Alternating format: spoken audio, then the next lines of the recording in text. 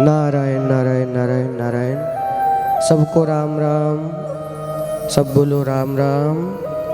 जय सिया राम। नारायण नारायण नारायण। अनंत कोटि ब्रह्मांड नायक भक्तवांछा कल्पतरु भक्तवत्सल शरणागत वत्सल प्रभु श्री बांके बिहारी लाल की महती कृपा करुणा से भगवान का ही वांग्मय विग्रह श्रीमद् भागवत महापुराण के अंतर्गत आज हम सब लोग पंचम दिवस के मध्याह्न कालीन वेला पर सत्संग श्रवण हेतु एकत्रित हैं। कण कण जिनमें विराजमान और कण कण में जो विराजमान, ऐसे श्री हरि श्रीमद् भागवत महापुराण के चरणों में बार बार दंडवत प्रणाम करते हुए भक्तिमती माताएं, भक्तवृंद, पिता दादा के समान आप सभी समक्ष विराजमान हैं। आप सबको बार बार वंदन नमन प्रणाम करते हुए जय सिया राम, जय श्री कृष्ण। विगत दिवस बड़ी ही सुंदर सुंदर कथाओं का हम सबने श्रवण किया। ये कथा क्या है? ये कथा किसी और की नहीं बल्कि हमारी और आपकी है। ये ध्रुव महाराज हुए, ये आत्मदेव जी हुए, ये प्रहलाद जी हुए, ये सारी जो कथाएं हैं इनका अर्थ हम सब पर घटता है। भक्तराज ध्रुव ने 5 वर्ष की अल्प आयु में भगवान को पाया। नारायण। 5 वर्ष की अल्प आयु में ध्रुव जी ने भगवान को पाया।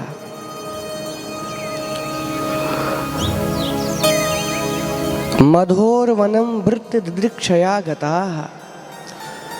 भक्त भगवान के दर्शन करने के लिए मंदिर जाता है, संतों के दर्शन करने के लिए आश्रमों को जाता है, तीर्थ स्थल पे जाता है। पर धन्य है ध्रुव। ध्रुव जी की तपस्या से रीझ कर भगवान स्वयं वैकुंठ अधिपति जगन्नाथ, तीनों लोकों के स्वामी, ध्रुव जी के दर्शन करने के लिए मधुवन में वृंदावन के यमुना के किनारे आए। ये है भक्ति की महिमा। अंत समय में जब ध्रुव जी परम धाम को जाने लगे, ध्रुव जी के लिए वैकुंठ से विमान आया। ध्रुव जी के लिए एक अलग से लोक बना दिया जिसका नाम है ध्रुव लोक। विमान आया, पार्षदों ने कहा भक्तराज ध्रुव आप हमें धन्य करो, हमारे विमान पर विराजमान हो, आपको वैकुंठनाथ बुलाए हैं।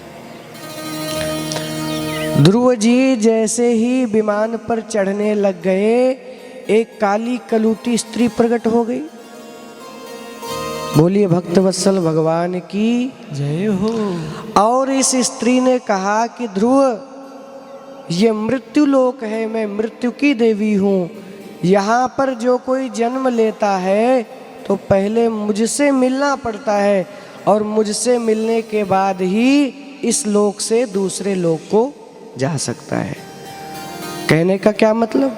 कहने का मतलब ये है कि जिसने शरीर धारण किया है उसको पहले इस शरीर से मरना पड़ेगा, ये शरीर छोड़ना पड़ेगा, तभी वो दूसरे लोकों का गमन कर सकता है। ध्रुव जी ने कहा तो मृत्यु की देवी ने कहा पहले मुझसे मिलो। ध्रुव जी ने कहा बैठ जाओ। मृत्यु की देवी बैठ गई और लिखा है मृत्योर्मूर्निम पदम दत्वा आरुरोहाद्भुतम गृहम। ध्रुव जी मृत्यु के सर पर पैर रखकर और विमान पर चढ़ गए। महाराज भक्ति में वो शक्ति है, काल की किसी के ऊपर नहीं चलती, काल के आगे किसी की नहीं चलती। रहीमन या संसार में बड़ा कसाई काल, काल के आगे किसी की नहीं चलती। पर आज भक्ति में वो शक्ति है कि ध्रुव जी ने यह सिद्ध कर दिया कि भक्ति के माध्यम से भक्ति करके भक्त मृत्यु पर भी विजय प्राप्त कर सकता है, काल पर भी विजय प्राप्त कर सकता है महाराज। और ऐसा नहीं हो तो आज भी हिमालय में जाएं, आप उत्तराखंड खंड में जाएं, बड़ी बड़ी कंदराओं में, गुफाओं में आज भी ऐसे ऋषि मुनि तपस्या कर रहे हैं जो मृत्यु को जीते बैठे हैं और हजारों वर्ष से उनकी तपस्या चल रही, आज भी ऐसे भक्त मिलते हैं। क्या मतलब? मतलब ये है कि आप एक बार भक्ति करके तो देखो, जीवन है अनमोल, काम कुछ ऐसा कर जा रे और पाकर गुरु से ज्ञान, मरने से पहले मर जा रे। ये मरना क्या है? मरने से पहले मर जाए, क्या मतलब? तो देखो, मरने से पहले मरने का भाव यह है कि इस शरीर और संसार से, शरीर के विषयों से, जिह्वा का विषय है रस, नेत्र का विषय है रूप, तो नेत्र कहती मुझे सुंदर स्वरूप चाहिए, जीभ कहती मुझे सुंदर स्वाद चाहिए, कान कहता है मुझे सुंदर संगीत चाहिए, त्वचा कहती है मुझे सुंदर स्पर्श चाहिए। इस प्रकार ये पांचों इंद्रियां, 5 ज्ञानेंद्रिय, 5 कर्मेंद्रिय, 11वां मन और 5 प्राण, ये 16 कलाएं होती। तो इस प्रकार इन 5 इंद्रियों के वशीभूत होकर जीव तो एक ही है। एक जीव की स्थिति यह हो जाती है जैसे बहवह सपत्नियां इव, जैसे एक पुरुष के बहुत सारी पत्नियां हों। अब कोई तो टांग पकड़ के खींचती है, कोई हाथ पकड़ के खींचती है, कोई क्या पकड़ के खींचती है, आज तुम मेरे लिए ये नहीं लाए, मेरे लिए ये नहीं लाए। अब एक बेचारा पति किसकी किसकी मांगों की पूर्ति करेगा? ऐसे ही जीव की स्थिति हो जाती है कि वो किसकी किसकी भरपाई करे। इंद्रियों की तृप्ति तो कभी होती नहीं।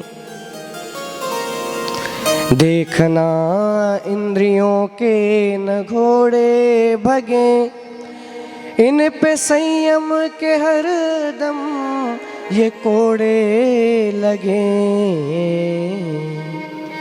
अपने रथ को सुमार्ग लगाते चलो, कृष्ण गोविंद गोपाल गाते चलो। ये मरने से पहले मरना क्या है? एक जाट था, तो जाट और जाटनी के बीच में आए दिन लड़ाई होती। एक दिन की बात है, रात्रि में पति पत्नी में, जाट और जाटनी के बीच में इतनी लड़ाई हुई, कोई बैठा हो तो अपने पे मत लेना, ये तो कथाएं हैं, समझने की बातें हैं। एक दृष्टांत किस प्रकार बात हमारे मन में बैठ जाए, इसलिए सारी बातें कही जाती हैं, संतों ने कही हैं, संतों से सुना है, वही आपको सुनाता हूँ। तो जाट जाटनी, एक दिन की बात है, रात्रि को खूब लड़ाई हुई। जाटनी ने कहा कि अब तो कुछ भी हो जाए, मैं तुम्हारे घर नहीं रुकूंगी, नहीं रुकूंगी, नहीं रुकूंगी। कल के दिन मैं आपका घर छोड़ के अपने मायके चली जाऊंगी, पीहर चली जाऊंगी। जाट ने देखा कि बात कुछ ज्यादा ही बिगड़ गई है, ये चली ही जाएगी। अरे राम राम, फिर तो मेरी बड़ी बदनामी होगी, गांव के लोग, पड़ोस के लोग कहेंगे देख इसकी पत्नी तुझे, तेरी पत्नी तुझे छोड़कर चली गई, ये तो बड़ी बदनामी होगी। तो क्या करें? तो जाट जी जो थे वो छत पर चढ़ गए और जोर जोर से चिल्लाने लगे, अरे गांव वालों, ओ गांव वालों, सुनो सुनो सुनो, गांव वालों सुनो, यहाँ आओ, देखो देखो, आज मैं आप सबके सामने कह रहा हूँ, फिर मत कहना, मैं कल से अपनी पत्नी को अपने घर में नहीं रखूंगा, नहीं रखूंगा, नहीं रखूंगा। लो महाराज, अरे भाई तू क्या नहीं रखेगा, वो तो खुद ही तेरे को छोड़ के जा रही। पर उसने ये कहकर अपनी इज्जत बचा ली कि गांव वालों ने सोचा कि ये जाट खुद ही अपनी पत्नी को छोड़ रहा है, खुद ही नहीं रखेगा। यद्यपि उसकी पत्नी तो वैसे भी छोड़कर चली जाती, पर उसने बुद्धिमानी क्या किया, पहले ही गांव वालों से कह दिया कि मैं अपनी पत्नी को नहीं रखूंगा।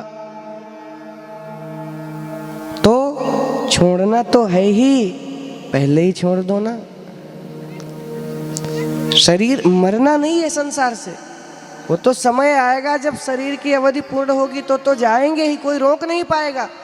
पर मन से मर जाओ, अंदर से गुरु का ज्ञान प्राप्त करके, ऐसी निर्मल बुद्धि प्राप्त करके शरीर के, संसार की इंद्रियों के विषयों से हम धीरे धीरे धीरे धीरे अलग होने का प्रयास करें। ऐसे ही शरीर तो छूटेगा ही, शरीर तो छूटेगा ही। फिर एक दिन यम के दूत आए और हमको ले जाएं, हम चलने को तैयार ना हो फिर भी हमको मार पीट के ले जाएं, ऐसा क्यों काम करें भाई? पहले ही तैयारी कर लो ना। हम तो भाई हर समय तैयार रहते हैं। विमान आएगा ठाकुर जी, कब विमान आपका आएगा? जैसे यात्रा में जाने के लिए व्यक्ति महीने भर पहले, 2 महीने पहले, 3 महीने पहले तैयारी करता है, तो कौन सी ट्रेन है, तो कितने नंबर सीट है, अच्छा तो वहाँ पर कहाँ रुकेंगे, कौन सा होटल है, वहाँ पर क्या व्यवस्था है, क्या पहनेंगे, रहने खाने पीने की सारी व्यवस्थाएं करते हैं। ऐसे ही यह शरीर भी मरने के लिए 100 वर्ष तक तैयारी करता है। पर बड़े दुख की बात है, शरीर तो तैयारी करता है, शरीर तो बढ़ता है, पर हम अंदर से तैयारी नहीं करते। इसलिए तैयारी हमें करना है। बोलिए भक्त वत्सल भगवान की जय हो। मृत्योर्मूर्ध्निं पदम दत्वा आरुरोहाद्भुतम गृहम। आज ध्रुव जी मृत्यु के सर पे पैर रखकर और विमान पर आरूढ़ होकर भगवत धाम जा रहे हैं। ध्रुव सगलानी जप्यो हरि नाम, ध्रुव सगलानी जप्यो हरि नाम, पावा अचल अनुपम ठाओ, पावा अचल अनुपम ठाओ। ध्रुव सगलानी जप्यो हरि नाम, ध्रुव सगलानी जप्यो हरि नाम, पावा अचल अनुपम ठाओ, पावा अचल अनुपम ठाओ। ध्रुव जी ने भगवान का नाम जपा और भगवान के नाम के बल पर अचल और अनुपम ध्रुव लोक को प्राप्त कर लिया। ध्रुव जी थोड़ा आगे गए, ध्रुव जी का मुख लटक गया। पार्षदों ने पूछा क्या बात है ध्रुव? अरे भैया, संसार से छोड़कर आप साक्षात वैकुंठ धाम जा रहे हो, ध्रुव लोक जा रहे हो, आपका मुख लटका क्यों है? तो ध्रुव जी ने कहा कि जिस माता पिता ने मुझे जन्म दिया, मैं कैसा अभागा हूँ, उन माता पिता को छोड़कर मैं वैकुंठ को जा रहा हूँ। अरे माता पिता के ऋण से तो वैसे भी कभी नहीं उऋण हो सकते। मैंने बड़ी गलती की, मेरे माता पिता वहीं पर रह गए। तो पार्षदों ने मुस्कुराकर कहा ध्रुव आगे देखो, सामने देखो। पुरोयाने न गच्छतीम। ध्रुव जी ने जब सामने देखा तो ध्रुव जी के रथ के और बहुत आगे एक और विमान जा रहा है जिसमें ध्रुव के माता पिता विराजमान हैं। अरे ध्रुव, तुझ जैसा कुल पावन जिस कुल में उत्पन्न होता है वो कुल धन्य हो जाता है। 21-21 पीढ़ियां तर जाती हैं, फिर तुम्हें जन्म देने वाले माता पिता पीछे कैसे रह सकते? बड़ी सुंदर ध्रुव की चर्चा किया, ध्रुव का प्रकरण आया। इन्हीं के वंश में आगे चलकर बड़े बड़े राजा हुए, महाराज पृथु हुए, और इन्हीं के वंश में एक नास्तिक वेन हुआ। एक ऐसा राजा जो जैसे ही राजा बना तो उसने घोषणा कर दी। क्या घोषणा की? बोले न यष्टव्यम न दातव्यम न होतव्यम दुजा क्वचित इति निवारयद धर्मम भेरी घोषेण सर्वसः। ये ऐसा नास्तिक हुआ कि इसने राजा बनते ही कह दिया कि सुनो सुनो सुनो गांव वालों सुनो, आज के बाद मेरी राज्य में ना तो कोई दान दे सकता है, ना तो कोई पूजा कर सकता है, ना तो कोई यज्ञ कर सकता है, ना हवन कर सकता है, और यदि करना है तो मेरे नाम की पूजा करो, बेनाय नमः करो, बेनाय स्वाहा करो। ऋषियों महात्माओं ने समझाया, बेटा बेन ये तू गलत कर रहा है। बेन ने कहा चुप रहो तुम बाबा बैरागी, भगवान कुछ नहीं होता, और होता है तो दिखाओ। संतों ने समझाया, देखो बेटा ये ऐसे देखने की चीज नहीं है, ये साधना के द्वारा अपने को परिपक्व करना पड़ता है, भगवान के योग्य बनाना पड़ता है। भगवान का इतना तेज है, भगवान का इतना ओज है कि हम इन लौकिक आँखों से भगवान के दर्शन नहीं कर सकते, और यदि ऐसा नहीं होता तो हम आप तो सामान्य जीव हैं। महाभारत के युद्ध को जीतने वाले धनुर्धर अर्जुन को भी जब भगवान ने अपने विराट स्वरूप का दर्शन कराया तो अर्जुन भी चकाचौंध रह गए और भगवान से कहने लग गए, भगवान आप असली रूप में आओ। भगवान ने कहा, अर्जुन तू इन लौकिक नेत्रों से मुझे नहीं देख सकता, इसलिए दिव्यम ददामि ते चक्षुः पश्य मे योगमैश्वरम। दिव्य चक्षु दिया तब दर्शन किया। फिर हम भजन क्यों करते हैं? अरे भाई जब भगवान के हैं तो भगवान ऐसे ही मिल जाए ना।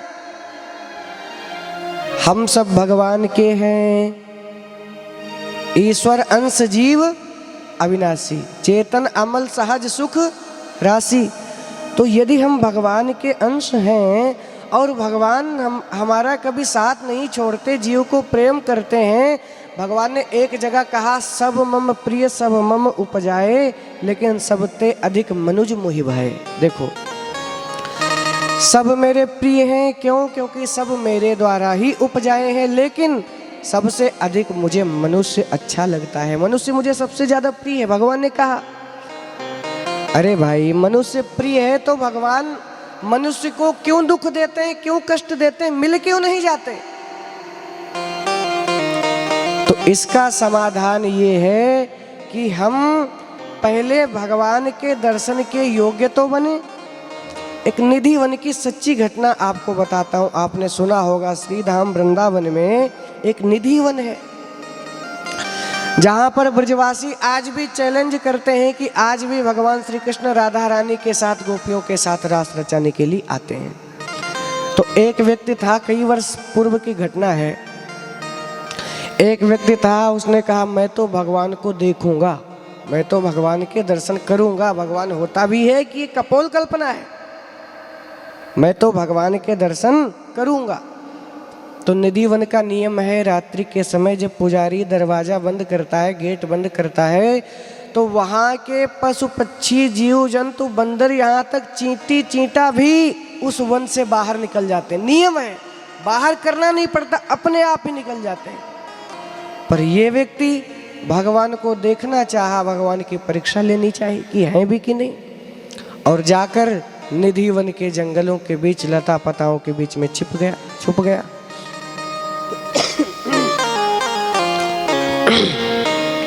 सुबह का जब समय हुआ, रात्रि को ये प्रवेश किया, वहीं पे रह गया।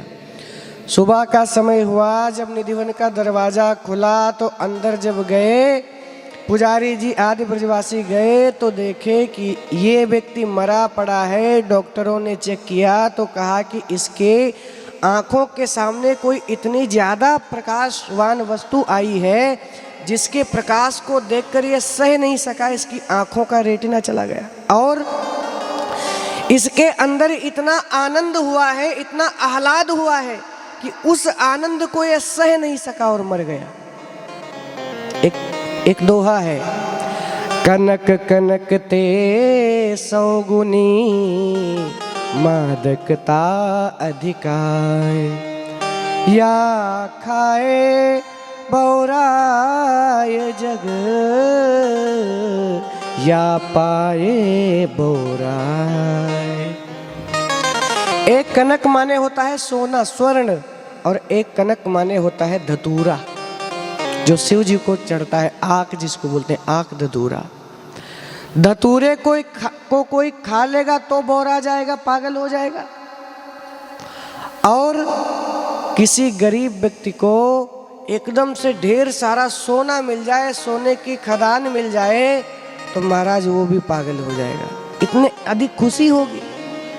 या खाए बौराए जग, या पाए बौराए।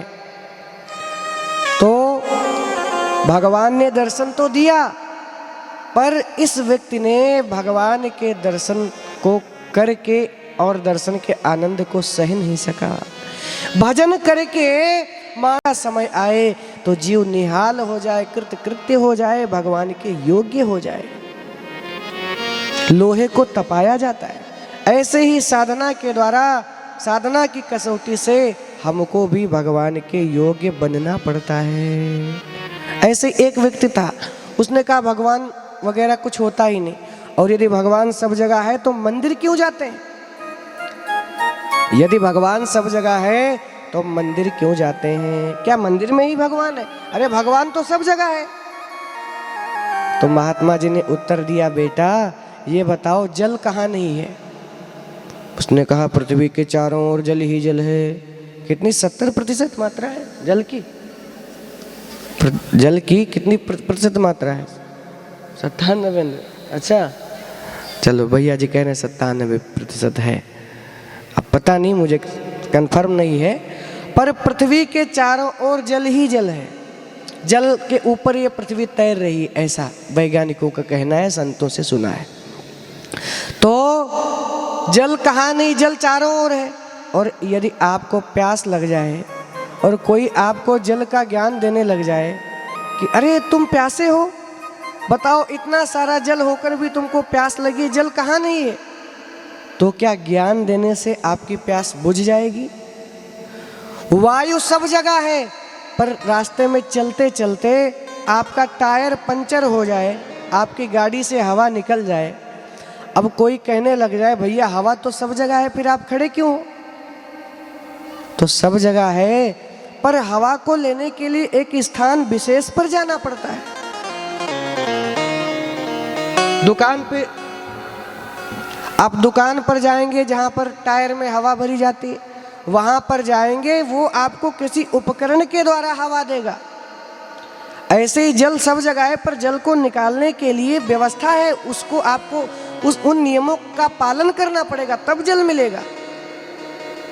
ऐसे ही भगवान तो सब जगह है, पर मंदिर एक विशेष स्थान है। मानो भगवान कहते हैं कि यदि सब में दर्शन नहीं हो रहा हो तो सबसे पहले मंदिर के प्रतिमा में दर्शन करो। जब यहाँ से भक्ति और ऊपर बढ़े तो मंदिर में आने जाने वाले संतों भक्तों में भी भगवान के दर्शन करो। जब इतनी शक्ति आ जाए, ऐसा भाव जागृत हो जाए, तो धीरे धीरे अपने गांव वालों में भगवान का दर्शन करो। इस प्रकार धीरे धीरे यह स्थिति आ जाए कि प्राणी मात्र में भगवान का दर्शन हो जाए। वासुदेव सर्वम, ये भक्ति की पुष्टि है। एक व्यक्ति ने कहा कि नहीं नहीं, मुझे तो भगवान को देखना है, हम वैज्ञानिक युग के हैं, प्रत्यक्ष को प्रमाण मानते हैं। महात्मा जी ने समझाया, बार बार समझाया, बार बार समझाया, नहीं माना तो एक खींच के एक थप्पड़ लगाया। अरे गुरुजी तुमने मुझे ऐसे कैसे मार दिया? क्यों बेटा क्या हुआ? अरे कितना पता है मुझे कितनी पीड़ा हो रही है। अच्छा दर्द हो रहा है? कहाँ दर्द हो रहा है? यहाँ हो रहा है। अच्छा तो दिखाओ जरा कैसा दर्द हो रहा है, मैं भी देखूं। अरे बाबा ये दर्द कोई दिखाने की चीज है? बेटा जब तू दर्द नहीं दिखा सकता, तो गुड़ का स्वाद नहीं बता सकता, तो मैं तुझे भगवान को कैसे दिखाऊं? स्वामी श्री विवेकानंद के गुरु श्री रामकृष्ण परमहंस ये अपनी पत्नी में ही माता काली के दर्शन करते थे। तो एक भक्त आया और कहा कि मैंने सुना है गुरुजी कि आप नित्य प्रति काली माता के दर्शन करते हैं, काली माता आपको दर्शन करने के लिए आती हैं, दर्शन देती हैं, तो कृपा करो गुरुजी हमको भी माता के दर्शन करा दो, मुझे भी माता से मिलना है। तो स्वामी श्री रामकृष्ण परमहंस जी ने कहा, उन्होंने कहा एक काम करो, आप अपना मुझे पता दे दो और मैं जब इस बार माता जी आएंगी मुझे दर्शन देने के लिए तो मैं माता जी से कह दूंगा, वो आपके पते पर ही जाकर आपसे मिल लेंगी, आपको दर्शन दे देंगी। तो उस व्यक्ति ने कहा हाँ ये सही है। तो उसने तुरंत अपनी जेब से अपना एड्रेस निकाला, एक क्या बोलते हैं विजिटिंग कार्ड बोलते हैं, क्या बोलते हैं, तो उस पर सारा पता लिखा हुआ था और कहा कि गुरुजी ये रहा मेरा पता। गुरुजी ने देखा मकान नंबर, गली नंबर, अरे बेटा ये तो तुम्हारे घर का पता है, मैं तो तेरा पता पूछ रहा हूँ। तो उस व्यक्ति ने कहा अच्छा घर का पता है, हाँ तो मैं दुकान पे ज़्यादा रहता हूँ, एक काम करो दूसरा एड्रेस निकाला, गुरुजी ये मेरी दुकान का पता, मैं दुकान पर ज़्यादा रहता हूँ। गुरुजी ने कहा बेटा ये तो तेरी दुकान का पता है, मैं तेरा पता पूछ रहा हूँ। मैं ये रहा, तुम ये हो, तो मरने के बाद कहाँ चले जाते हो? क्या आप नाक हो या आप आंख हो? यदि आप आंख हो तो दिखना बंद हो जाता है, कम से कम दिखना तो बंद नहीं होना चाहिए। कान हो तो सुनना क्यों बंद हो जाता है? शरीर हो तो बूढ़े क्यों हो जाते हो, मर क्यों जाते हो? ये तो आपका शरीर है बेटा, मैं तेरा पता पूछ रहा हूं कि तू अपना पता दे। अब तो वो कह कह के परेशान, पर उसने अपना पता नहीं बता पाया। ढूंढा सब जहां में, पाया पता तेरा नहीं, जब पता तेरा लगा तब पता मेरा नहीं। जब तक आप भगवान को कण कण में, अणु अणु में ढूंढोगे तब तक भगवान आपको नहीं मिलेगा। अपना भी पता नहीं ढूंढ सकते, पर जिस दिन भगवान आपको मिल गए, आत्म मंथन के द्वारा, गुरु ज्ञान के द्वारा, साधना के बल पर, शरणागति के बल पर, तब हमको अपना भी पता नहीं रहेगा। सोई जानै तेहि देव जनाई, सोई जानै तेहि देव जनाई, जानत तुम्हें होई जाई, जानत तुम्हें होई जाई। सोई जानै तेहि देव जनाई, सोई जानै तेहि देव जनाई, जानत तुम्हें होई जाई, जानत तुम्हें होई जाई, जानत तुम ही होई जाई। भगवान को जान लेने के बाद, भगवान को पा लेने के बाद जीव को भी अपने स्वरूप की विस्मृति हो जाती है। जीव अपने आप में नहीं रहता बल्कि स्वयं भगवतमय हो जाता है। बोलिए भक्त वत्सल भगवान की। अच्छा एक बात मैं आपसे पूछता हूँ, माताओं भाइयों सबसे पूछता हूँ, थोड़ा ध्यान से कमर सीधी करके बैठे, थोड़ा कमर सीधी करके आलस्य प्रमाद से रहित होकर बैठे, सावधान, एक उच्च श्रोता की तरह। यदि हम भगवान को